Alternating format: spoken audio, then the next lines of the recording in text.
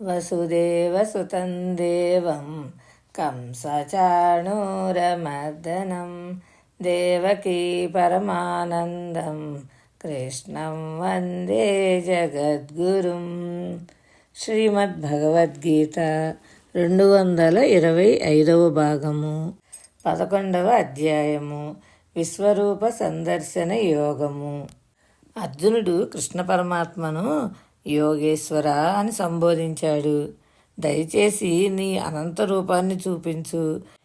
ఇక్కడ యోగీశ్వరుడు అంటే ఏ విధంగా ఒకటిగా ఉన్నవాడు బహువిధాలుగా రాగలిగాడు అన్నది ఆ యోగశక్తి దైవికమైనది.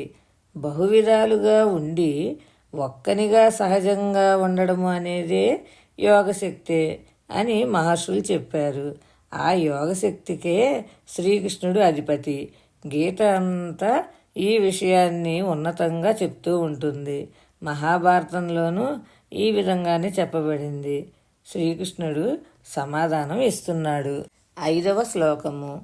శ్రీ భగవానువాచ పశ్య మే పార్థరూపాణి శతశోథ సహస్రశః నానావిధాని దివ్యాని నానావర్ణాకృతీని చ.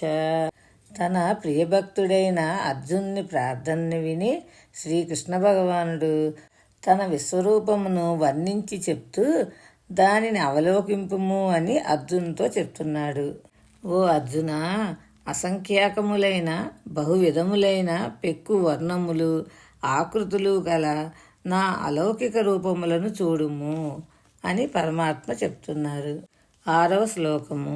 పశ్యాదిత్యాన్ వసూన్ రుద్రాన్ అశ్వినౌ మరుతస్తథా బహూన్యదృష్ట పూర్వాణి పశ్యాశ్చర్యాణి భారత.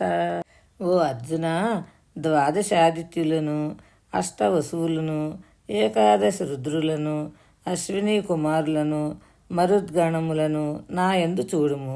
అంతేగాక ఇంకను మునుపెన్నడను చూచి ఎరుగని అపూర్వమైన ఆశ్చర్యకరములైన రూపములను చూడుము. ఆదిత్యులు 12 మంది, వసువులు 8 మంది, రుద్రులు 11 మంది, అశ్విని కుమారులు 2, మరుద్గణములు 49 మంది మరుత్తులు. 7వ శ్లోకము. ఇహైకస్థం జగత్కృత్స్నం పశ్యాద్య సచరాచరం మమ దేహే గుడాకేశ యచ్చాన్యద్రష్టుమిచ్చసి. నిద్రను జయించడం వలన అర్జునునకు గుడాకేశుడు అని పేరు వచ్చింది. ఓ అర్జున, నా ఈ రూపమునందు ఒకే చోట స్థితమై ఉన్న సమస్త చరాచర జగత్తును చూడుము. అంతేగాక ఇంకా నీవు చూడదలుచుకున్న వాటినన్నింటినీ చూడుము. నిగూఢమైనవి ఇంకా వేరువేరుగా ఉన్న వాటిని కూడా చూడదలిస్తే చూడు అని చెప్తున్నారు.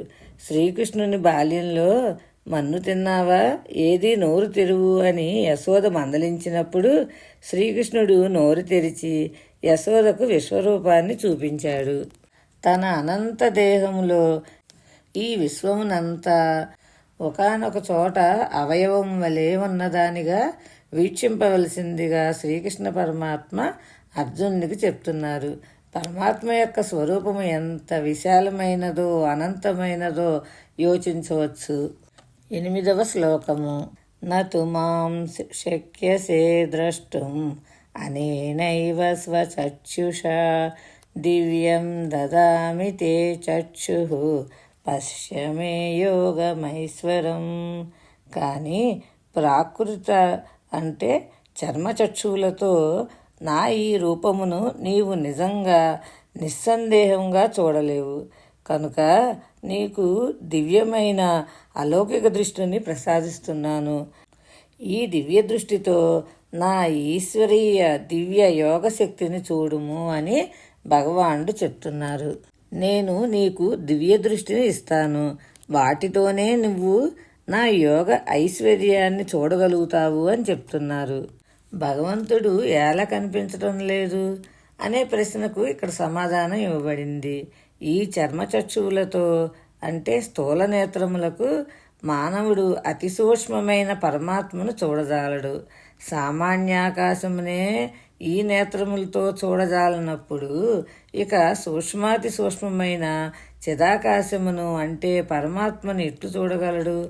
పంచభూతాత్మకమగు నేత్రము పాంచభౌతిక పదార్థములనే చూడగలదు గాని చిన్మయ ఆత్మవస్తువును కాదు. కావున పరమాత్మను దర్శించవలనన్న జ్ఞాననేత్రము దివ్య దృష్టి అవసరమై ఉన్నది. కాబట్టి భగవద్ దర్శనమునకు దైవానుభూతికి జ్ఞాననేత్రమును దివ్య దృష్టిని సంపాదించవలను. ఎవరు అనన్య భక్తి కలిగి వారిని ధ్యానిస్తారో సేవిస్తారో వారికి మాత్రమే వస్తుంది. అర్జునుడు అట్టి అర్హతను సంపాదించుకున్నాడు కనుక అర్జునునికి ఆ భగవద్ అనుగ్రహం కలిగింది. అట్లే ఎవరైనాను సరే అట్టి భక్తి ప్రపత్తులు కలిగి భగవాన్ని ప్రీతితో సేవించినట్లయితే ధ్యానించినట్లయితే వారికి కూడా తప్పక లభిస్తుంది. ప్రయత్నపూర్వకంగా సంపాదించి భగవత్ కటాక్షమును తద్వారా జ్ఞాననేత్రమును తద్వారా బ్రహ్మ సాయుధ్యమును పొందవలను అని తెలుస్తున్నది. శుభం భూయాత్. శ్రీకృష్ణ చరణారవిందార్పణమస్తు.